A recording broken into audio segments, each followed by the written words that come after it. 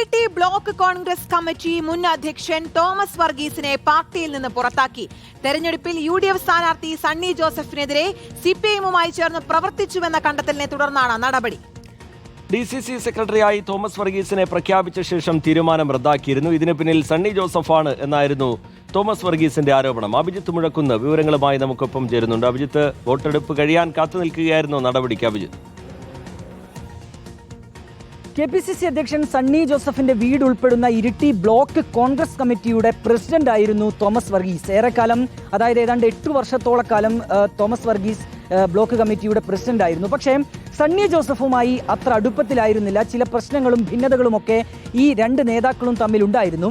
ഈയിടെയാണ് അദ്ദേഹത്തെ DCC സെക്രട്ടറിയായി നിയമിച്ചത്. പക്ഷേ ഏതാണ്ട് മണിക്കൂറുകൾക്കുള്ളിൽ തന്നെ ഈ തീരുമാനം KPCC ഇടപെട്ട് പിൻവലിക്കുകയും ചെയ്തു. ഇതിനെതിരെ വലിയ പൊട്ടിത്തെറി മാധ്യമങ്ങൾക്ക് മുൻപിൽ തോമസ് വർഗീസ് നടത്തിയതാണ്.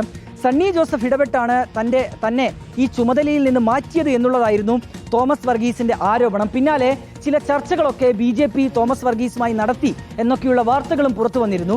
ഏതായാലും നിലവിലിപ്പോൾ വോട്ടെടുപ്പ് പൂർത്തിയായതിന് പിന്നാലെയാണ് തോമസ് വർഗീസിനെ പാർട്ടിയിൽ നിന്ന് പുറത്താക്കിക്കൊണ്ടുള്ള ഒരു തീരുമാനം അത് കോൺഗ്രസിന്റെ ഭാഗത്തുനിന്നുണ്ടാകുന്നത്. അതിനൊരു കാരണമായി പറയുന്നത് പേരാവൂരിലെ UDF സ്ഥാനാർത്ഥിയായ സണ്ണി ജോസഫിനെ തെരഞ്ഞെടുപ്പിൽ പരാജയപ്പെടുത്താനുള്ള ചില നീക്കങ്ങൾ തോമസ് വർഗീസ് നടത്തി എന്നുള്ളതാണ്. ഇതിന്റെ അടിസ്ഥാനത്തിൽ തോമസ് വർഗീസിനെ കോൺഗ്രസിൽ നിന്ന് പുറത്താക്കുന്നു എന്നുള്ളതാണ് പാർട്ടി പുറത്തിറക്കിയ ഈ വാർത്താക്കുറിപ്പിൽ പറയുന്നത്. ഏതായാലും അടുത്ത നീക്കം എന്താണ് തോമസ് വർഗീസിന്റെ എന്നുള്ളതാണ് ഏറ്റവും പ്രധാനപ്പെട്ട ചോദ്യം.